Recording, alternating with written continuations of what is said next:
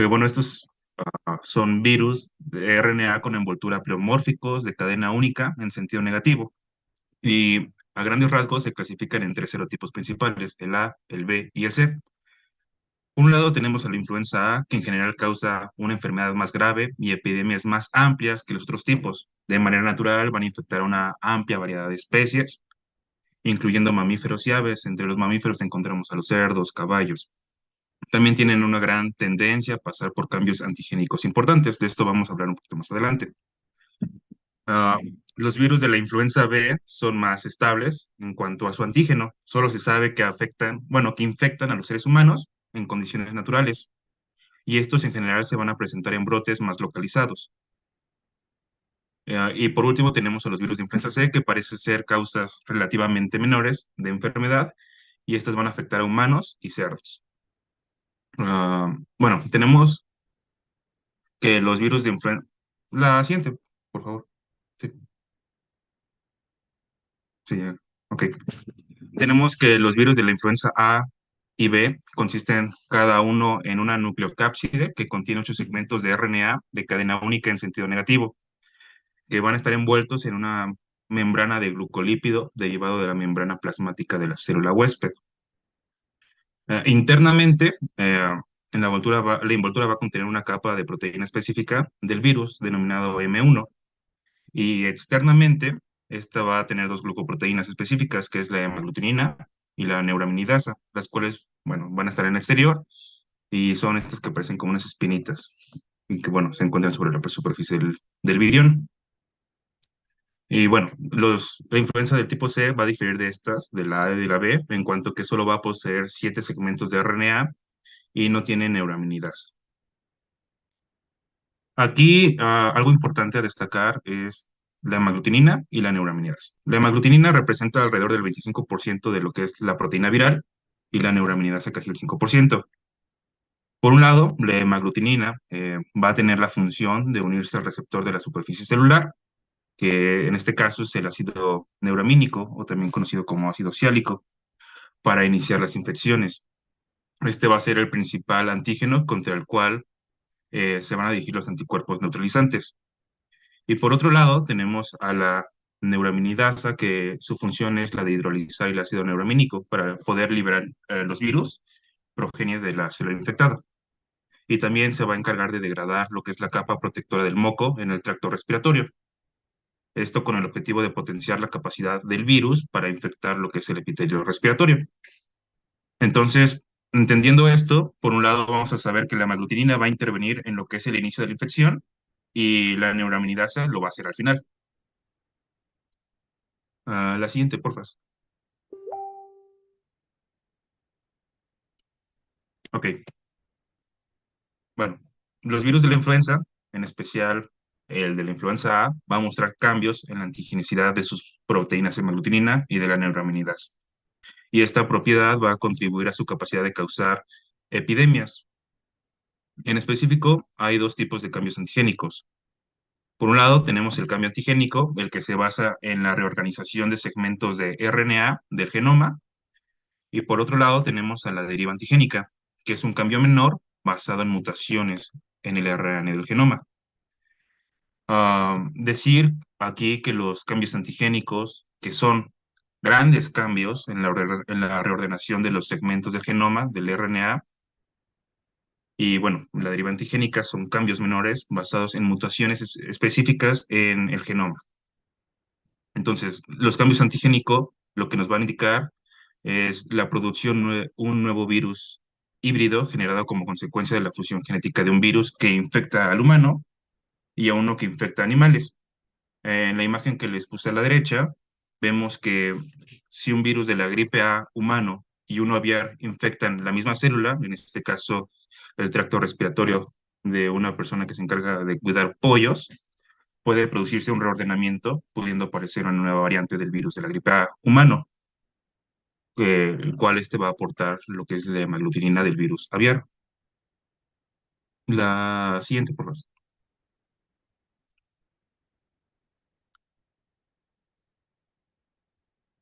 Ah, ok, gracias. Bueno, Tenemos que las variaciones antigénicas en las glucoproteínas de superficie, ya sabemos, hemaglutinina y neuraminidasa, se utilizan para subtipificar los virus. Solo el tipo A tiene subtipos designados. Y bueno, el sistema de nomenclatura estándar para las cepas del virus de la influenza comprende la información que se encuentra en el dibujito, que primero vamos a poner el tipo, el hospedador de origen, su origen geográfico, el número de cepa que corresponde y el año de aislamiento. Y bueno, las descripciones de antigénicas de la hemaglutinina y la neuraminidasa se van a mostrar en paréntesis. Y bueno, no se van a indicar el hospedador de origen para las cepas humanas. Y bueno, es el ejemplo que pone en el dibujo. Nos dice que es un virus de influenza A que se dio en Moscú, que es la variante de cepa número 21, que se dio en el año de 1999 y que corresponde a la hemaglutinina 3 y neuraminidasa 2. Pero si se da en animales, es como lo que puse en el texto. Se va a indicar el tipo, que es tipo A, que se dio en cerdos en Iowa, es el número 15 de la cepa, se dio en 1930 y corresponde a H1N1. Algo a destacar es que hasta el momento se han aislado 15 subtipos de hemaglutinina, de la 1 a la 15, y 9 subtipos de neuraminidasa, de la 1 a la 9. Esto en aves, en animales, en seres humanos. Pero hablando específicamente del hombre, eh, tenemos que los subtipos de hemaglutinina que encontramos es del 1 al 3 y el 5, y 2 de neuraminidasa, que es el 1 y el 2. El siguiente, por favor. Bueno, en cuanto a su transmisión, esta va a ser directa por medio de núcleos goticulares infecciosos o indirecta por transferencia en las manos de secreciones contaminadas provenientes de lo que es el epitelio nasal o conjuntival, o ya sea bien por fomites. La Organización Mundial de la Salud estima que cada año ocurren alrededor de hasta 5 millones de casos de gripe grave y con hasta medio millón de muertes por año, de los cuales el 90% se producen en adultos mayores. Esta se va a presentar sobre todo en lo que son los meses de invierno, de diciembre a febrero aproximadamente, en lo que es el hemisferio norte, y en el hemisferio sur, igual se va a presentar en los meses de invierno, pero en este caso es de junio a agosto. Y ya en lo que son los trópicos, aparece durante todo el año, con poca variación estacional. La siguiente, por favor. Bueno, hablando en México, la INEGI nos proporciona datos del año 2022, en la cual nos dice que la influenza y la neumonía representan la novena causa de muerte, con 30.062 defunciones, que bueno, hay una disminución en el número de defunciones comparado con el año de 2021, que se dieron 54.601 casos. En hombres, esta es la novena causa de muerte, con 17.154 defunciones, y en mujeres representa la sexta causa de muerte, con 12.896 muertes. La siguiente, por favor. Bueno, en cuanto a la patogenia, bueno, ya había mencionado que el virus se va a diseminar entre las personas por gotículas que están presentes en el aire o por el contacto con las manos o superficies contaminadas. Entonces, algunas células del epitelio respiratorio se van a infectar si las partículas virales depositadas evitan su eliminación, ya sea por el reflejo de oxígeno y evaden la neutralización por los anticuerpos de IgA específicos persistentes o inactivación por inhibidores inespecíficos que están presentes en la mucosa. Entonces, entonces se van a producir viriones descendientes y se van a diseminar a células adyacentes, donde se va a dar el ciclo de replicación. Entonces, la neuraminidasa viral también va a reducir lo que es la viscosidad de lo que es la película de moco en el sistema respiratorio, lo que va a dejar desnudo los receptores de superficie celular y va a favorecer la diseminación de líquido que va a contener virus a las porciones inferiores del sistema respiratorio. Entonces, tenemos que tras la inhalación del virus, mm, la neuraminidasa va a degradar lo que es la capa de moco protectora, permitiendo al virus acceder a lo que son las células del tracto respiratorio superior e inferior. Y bueno, aquí decir que la infección está básicamente limitada a esta zona porque las proteasas que procesan la hemaglutinina se localizan en el tracto respiratorio. Y ya los que son los síntomas sistémicos, como las mialgias, se deben a las citocinas que van a estar circulando por la sangre.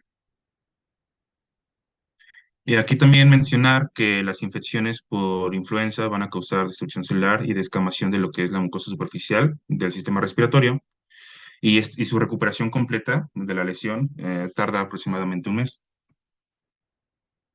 La siguiente, por favor.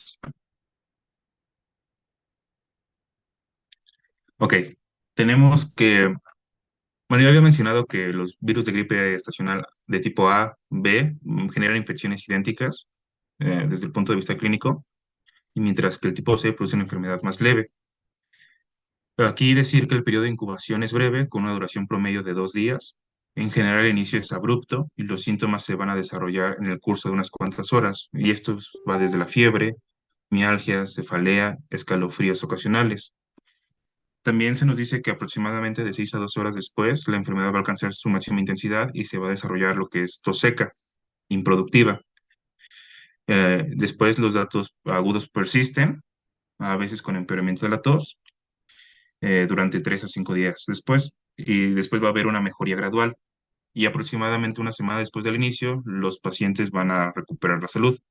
Sin embargo, es posible que exista fatiga, debilidad inespecífica y tos como problemas persistentes después de 2 a 3 semanas después de la infección.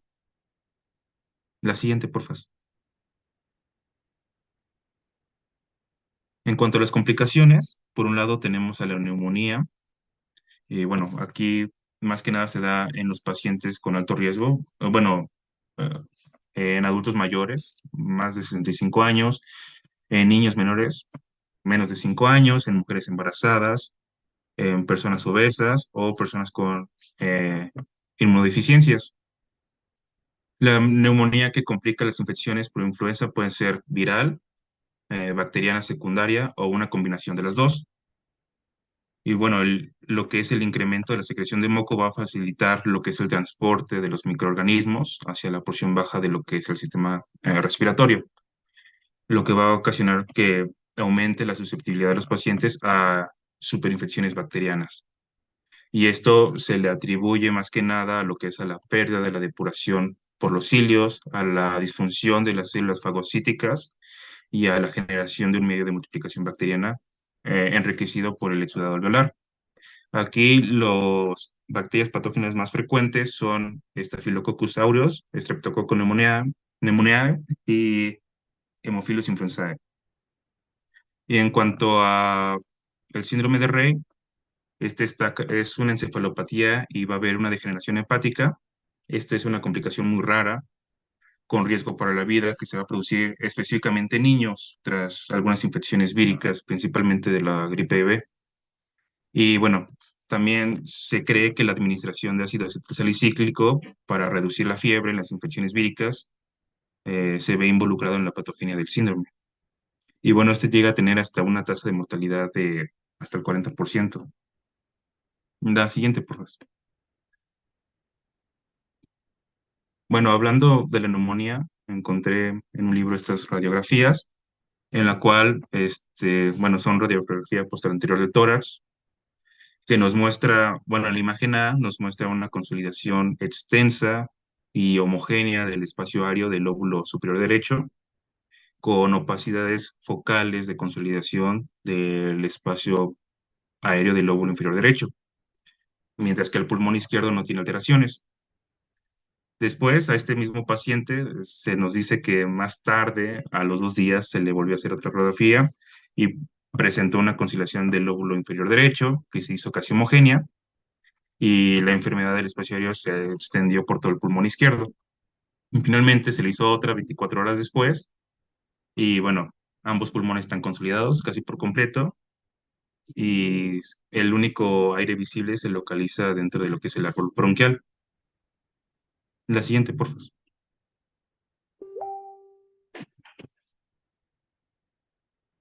En cuanto a los diagnósticos de laboratorio, la mayoría de las bibliografías nos mencionan que el diagnóstico de la gripe se establece más que nada mediante la clínica, o sea, mediante la anamnesis y la exploración física, o sea, pero sin embargo se pueden usar las pruebas de laboratorio. En sí, las pruebas de laboratorio las utilizas más con fines de investigación. Ajá, sí. Este, más que nada es para recabar información, de saber qué tipo de cepa se está dando. Y bueno, aquí hay diferentes técnicas de pruebas de laboratorio. Muchas son comerciales que obviamente nos van a ayudar a diferenciar, no nos ayudan a diferenciar entre la gripe A y la B, pero nos pueden decir que tiene gripe. Y bueno, esto se da por frotis nasales, de garganta y esputo. Que tiene influenza, ¿no? Ujú. Ajá. Y bueno, la más común es la PCR.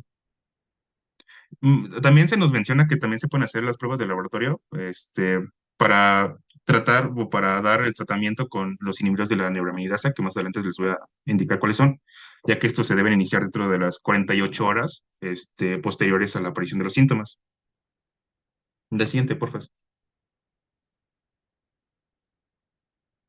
Bueno, en cuanto al tratamiento, entonces, son 4 medicamentos disponibles para lo que son el tratamiento de la influenza. 3 de ellos son inhibidores de la neuraminidasa, que es el oseltamivir, el zanamivir y el peramivir.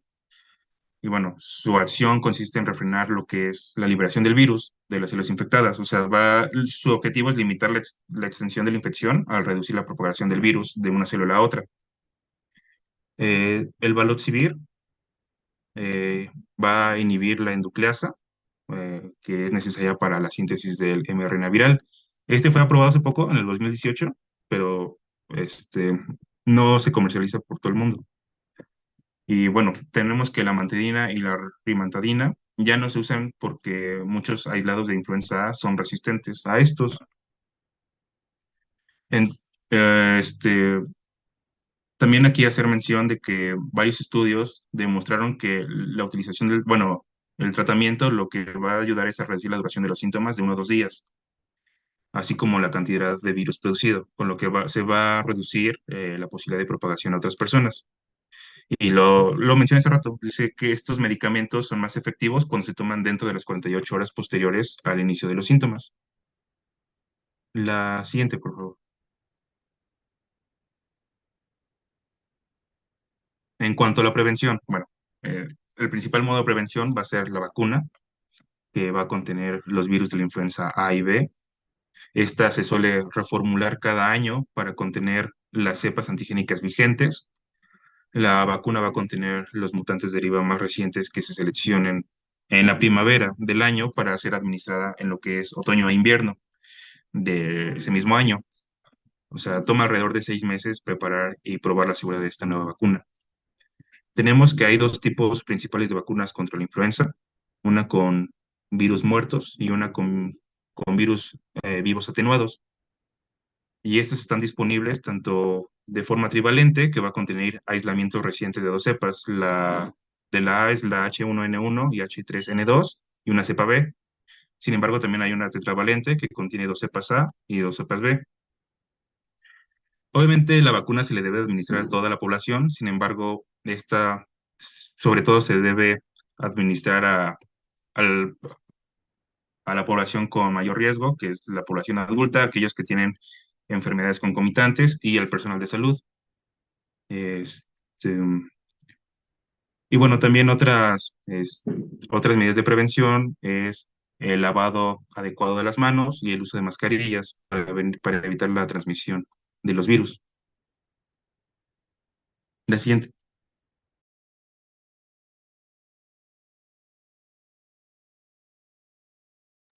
Bueno, ahora vamos a hablar de COVID-19. La siguiente, por favor. Bueno, como características rapiditas del virus es que, bueno, los coronavirus son miembros de la familia Orthocoronavirinae. Dentro de esta familia hay 4 subfamilias, la Corovirinae y la Torovirinae. 2 subfamilias. Y de esta subfamilia, la que nos interesa es la Coronavirinae, que de esta tiene 4 subgéneros: alfa, beta, gamma y delta coronavirus, de acuerdo a la estructura genética de los virus. El SARS-CoV-2 como tal es un beta coronavirus que está envuelto. Este coronavirus tiene un ARN que es de cadena sencilla y las proteínas estructurales del virus tienen una proteína que tiene una nucleocápside.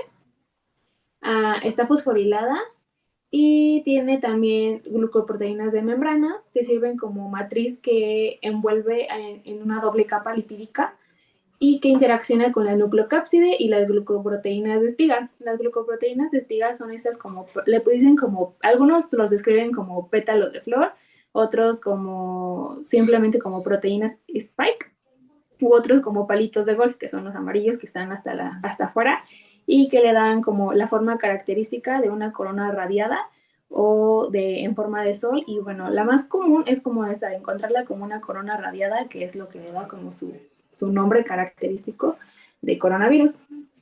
Y la que sigue, por favor. Bueno, como ya les dije, la COVID-19 es una enfermedad que es causada por el virus coronavirus, que es una infección causada por una cepa denominada como SARS-CoV-2, que es el síndrome respiratorio agudo severo por coronavirus 2. Y bueno, los primeros casos, como ya todos saben, pues fueron detectados en Wuhan, China. Muchos dicen que salieron de un mercado de pescados. Y pues los primeros casos fueron en finales de 2019 y la OMS la declaró como una epidemia mundial el 11 de marzo de 2020. En cuanto a México, al 25 de junio de 2023, que son las fechas más actualizadas que tenemos en las páginas gubernamentales, hay 7.633.355 casos confirmados acumulados y 334.336 defunciones a causa de esta enfermedad. Que bueno, igual si los comparamos con datos de cuando empezaba la pandemia o no sé, de mediados del 2020, pues ha reducido significativamente la cifra. Pero aún así, si ven en el mapita, están coloreados de rojo los estados con más coronavirus y bueno, casi no se alcanza a ver, pero la Ciudad de México es la que está más pintada de rojo y pues es el estado con más casos confirmados a las fechas que le mencioné, que es el 25 de junio. Y hay 3.018.645 casos nada más en la Ciudad de México. Y pues le siguen estados como Zacatecas, Nayarit y el Estado de México, pero el primer lugar es la Ciudad de México. La que sigue, por favor.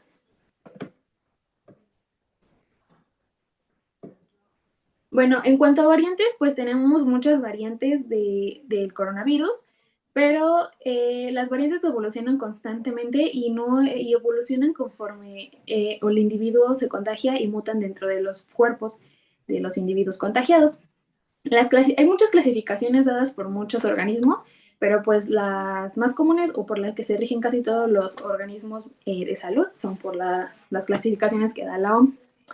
Igual tienen nombres raros, pero los clasifican como más fácil o el nombre como para distinguirlas más fácil es las que les dan con el alfabeto griego. Y pues estas son como las cepas más activas o las que están detectadas con mayor frecuencia. La mayoría pues ya las conocemos o no sé si las hayan escuchado, pero pues sí son la alfa, beta, gamma, delta, epsilon, eta, lota, kappa, omicron, zeta y mu. Y bueno, las letras verdes que están junto al nombre de la letra griega que se le asignó, pues son como una subvariante o una subclasificación que le da la Organización Mundial de la Salud. Digamos, la variante alfa, la alfa es el nombre de la variante, pero las letras B, V, B, M es como la subclasificación.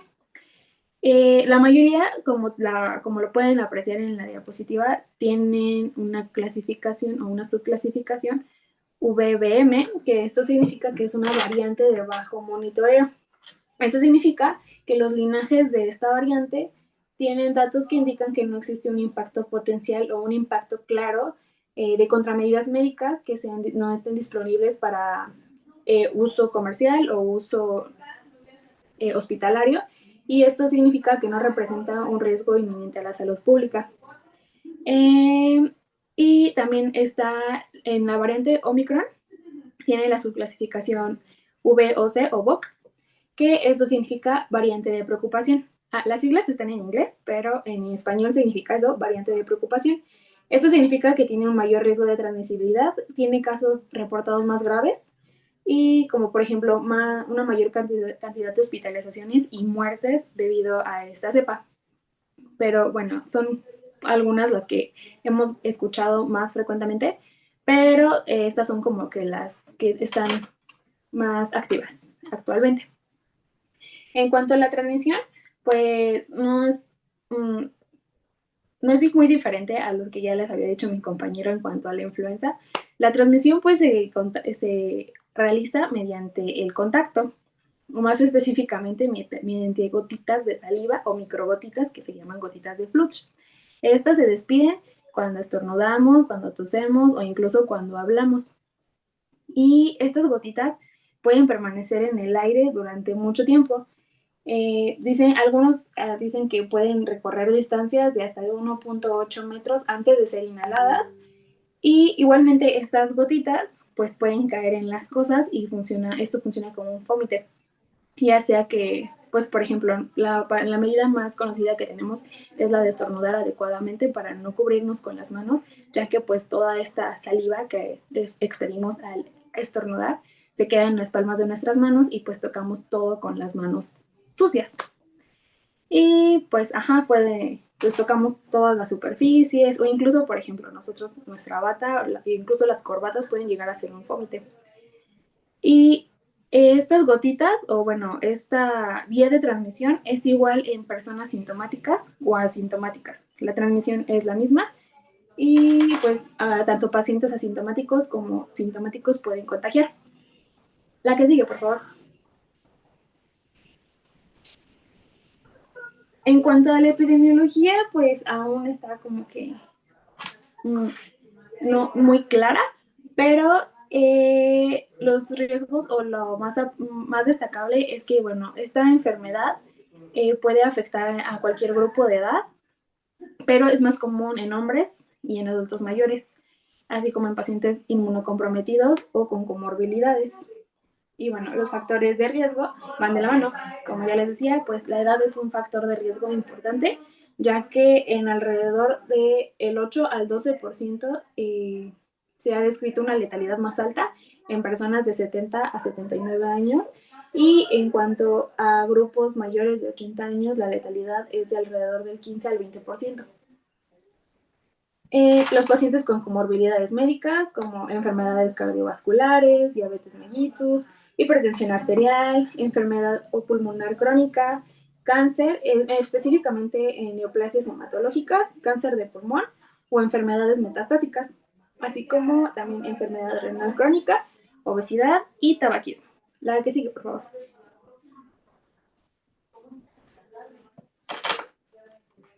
Bueno, en cuanto a los síntomas a veces son un poquito difíciles de diferenciar de algunas otras enfermedades respiratorias.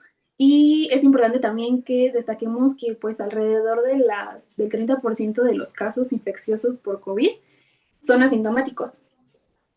Entonces, pues no hay muchas personas que tengan como una sintomatología muy clara o no hay una sintomatología característica. Y la infección ocurre generalmente dentro de los 14 días posteriores a la exposición al virus, pero en la mayoría de los casos se empiezan a presentar de 4 a 5 días después de la exposición en los primeros síntomas. ¿Sabes cuál sería la diferencia contra influenza?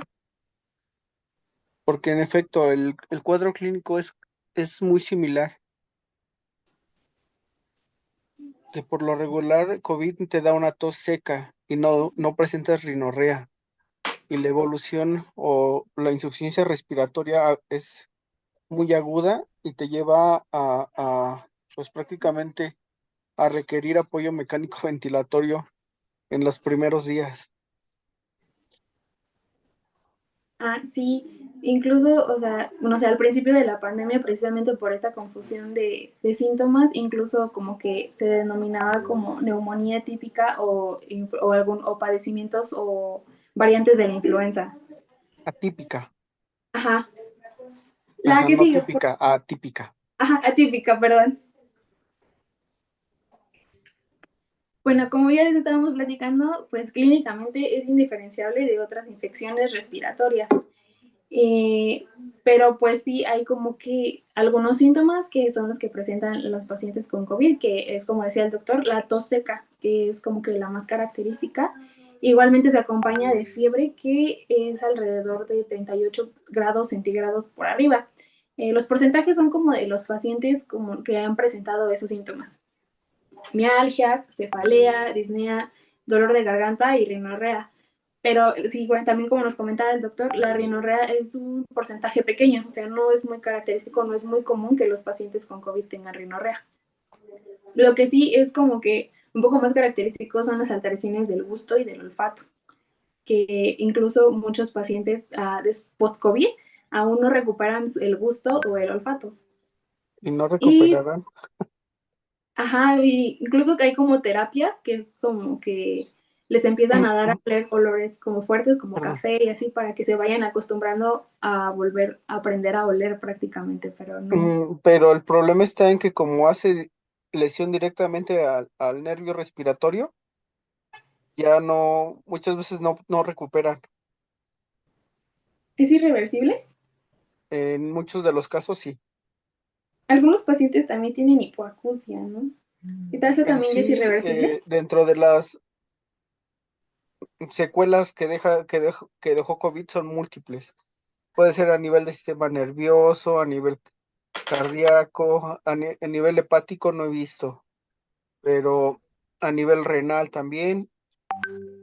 Y, y principalmente las alteraciones de los, ya sean visuales o u olfativas, te pueden provocar, digamos, vértigo. Hay quienes se quedaron con vértigo, hay quienes hicieron disautonomías cardíacas, hay otros que les provocó alteraciones en la memoria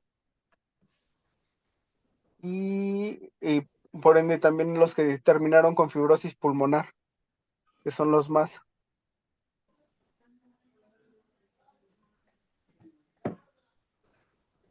Como Ok, se dan, como ven, realmente tiene muchas complicaciones, no se conoce en sí em, qué fue en qué más, o cuál fue el mecanismo por el cual te provocó tantas alteraciones.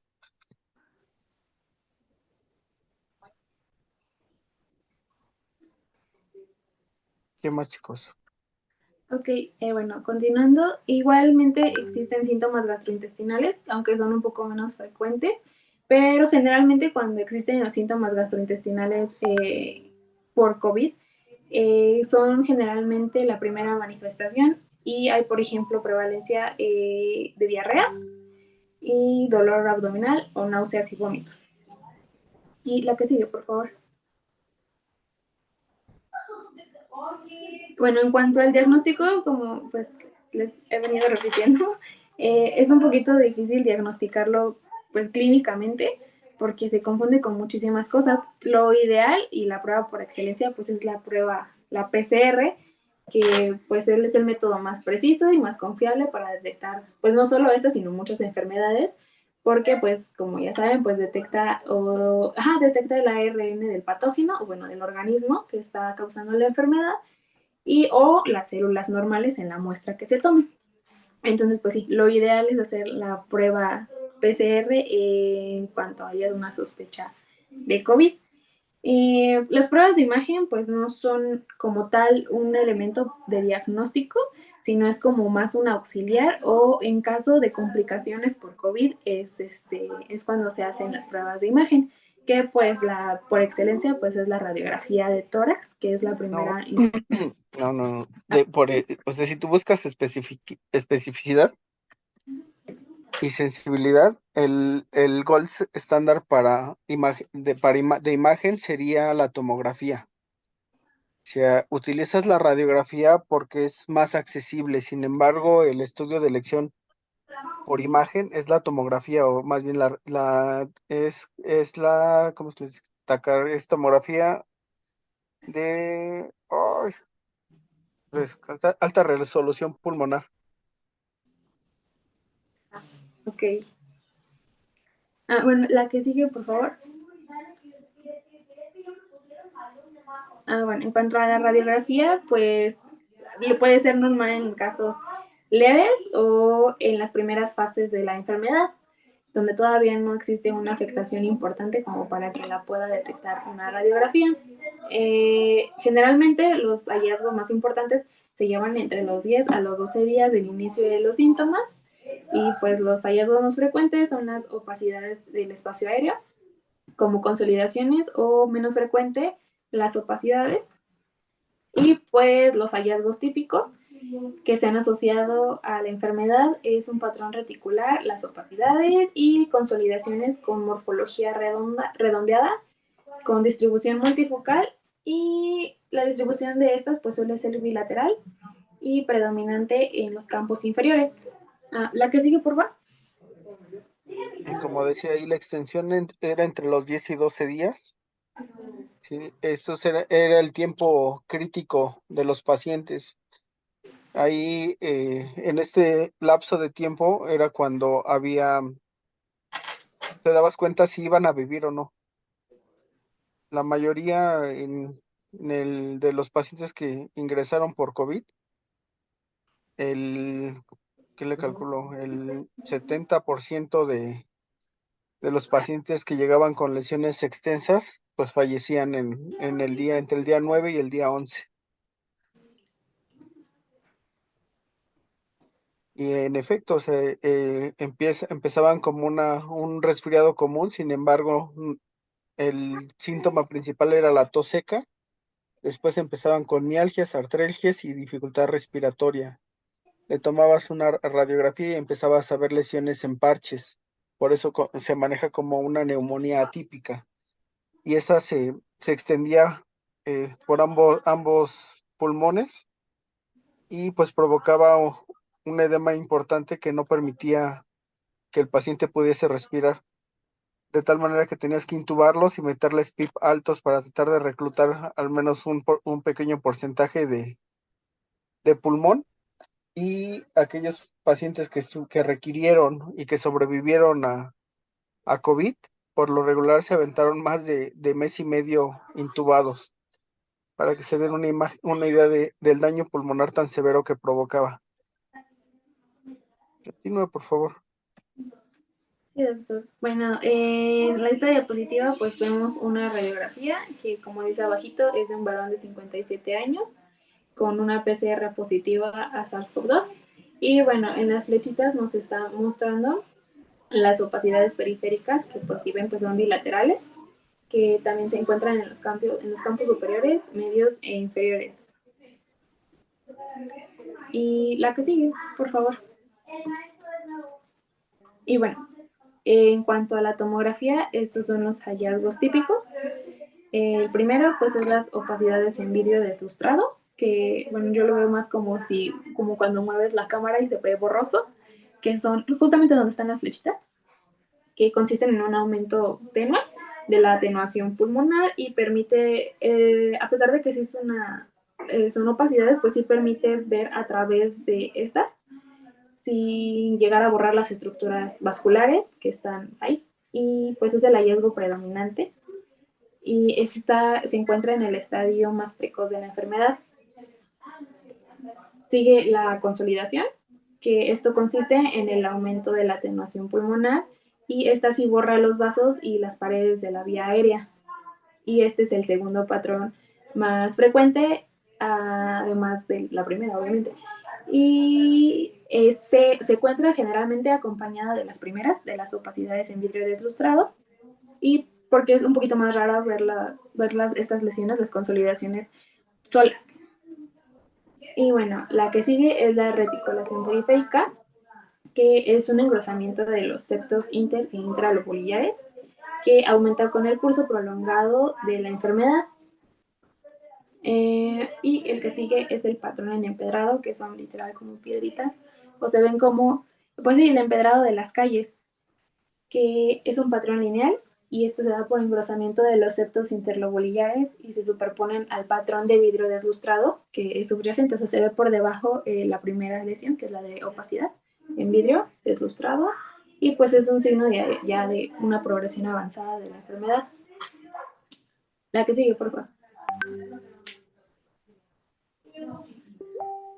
Bueno, el diagnóstico diferencial pues es muy amplio. Pueden ser prácticamente casi todos los virus y enfermedades respiratorias, pero pues es importante detectar a tiempo el COVID, pues porque como ya vimos, pues tiene muchas enfermedades consecuentes asociadas. La que sigue, por favor.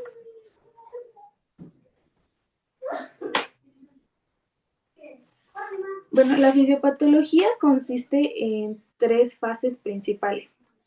La primera sucede en la cavidad nasofaríngea, que es donde va infectando algunos tipos de células y no genera una respuesta inmune inmediata o muy vigorosa, y es generalmente este tipo de infección por el que cursan las personas asintomáticas. O sea, sí están infectadas, pero no tienen síntomas. La segunda fase ya implica una infección de las vías respiratorias mayores, como bronquios y bronquiolos, y se manifiesta con síntomas de inflamación pulmonar y puede causar o no hipoxia.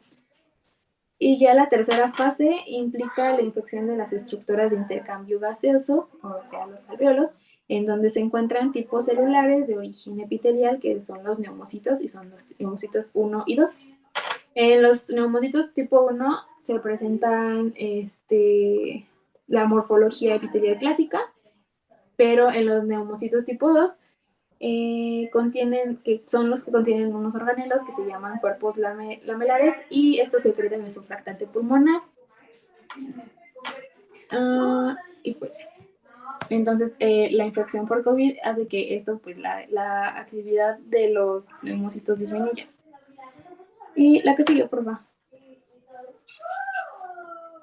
Pues en cuanto a tratamiento, no hay como un tratamiento específico como tal, pero pues se hace el uso de medicamentos antivirales, que todavía siguen varios en prueba, y los más populares son antivirales como el favipiravir y el mirimepovir, que pues han demostrado que la combinación es un tanto eficaz. Pero el primero, el favipiravir, es una sustancia que pues se emplea generalmente en estos virus, que son de virus de ARN, pero junto con la claritromicina recibieron una opinión desfavorable de la COFEPRIS el año pasado, en 2021, entonces no están como autorizados para su uso para COVID, al menos aquí en México. Y bueno, el siguiente tratamiento pues es la terapia antiinflamatoria, que pues pueden ayudar a tratar o prevenir la disfunción orgánica y las lesiones pulmonares que provoca pues la inflamación asociada a la infección. Y pues por último, pues la dexametasona, que pues es un corticoide antiinflamatorio, que pues reduce en un 30% la muerte en las personas que utilizan un respirador artificial y un 20% en aquellas que necesitan oxígeno suplementario. La que sigue, por favor. Pero bueno, pues hasta el día de hoy, pues lo mejor sigue siendo la vacunación. Y pues en este caso hay 15 vacunas autorizadas en México hasta el momento. Y pues en esa tablita están como las más populares o las más utilizadas y su mecanismo de acción. Pero pues en cuanto a vacunas, la vacuna más aplicada en el país y en el país fue la AstraZeneca, y en la Ciudad de México fue Sputnik V o Sputnik 5. Y ya, la que sigue, por favor. Ya creo que es esto. Muy bien, chicos, muy bien. En la crisis del 21,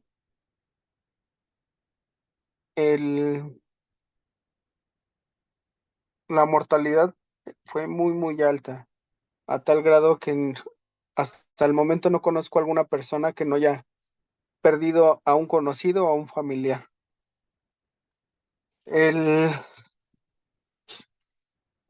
el haber estado, digamos que en las primeras líneas cuando se enfermaron es realmente difícil, porque entraban pacientes de todas las edades, o sea, desde 20 años hasta 70 años. Y algo que aumentaba mucho la mortalidad, pues era el sobrepeso. El tratamiento que se daba de manera inicial, pues era empírico, se dio claritromicina, eritromicina, ¿qué más daban? Dexametasona, que hasta la fecha se sigue dando, antivirales para VIH.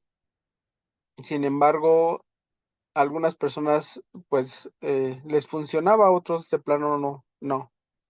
Lo que les permitía pues prácticamente la sobrevida en ocasiones era el oxígeno. Sin embargo, como se dieron cuenta, hacían una inflamación tan severa que terminaban prácticamente como, en muerte por asfixia.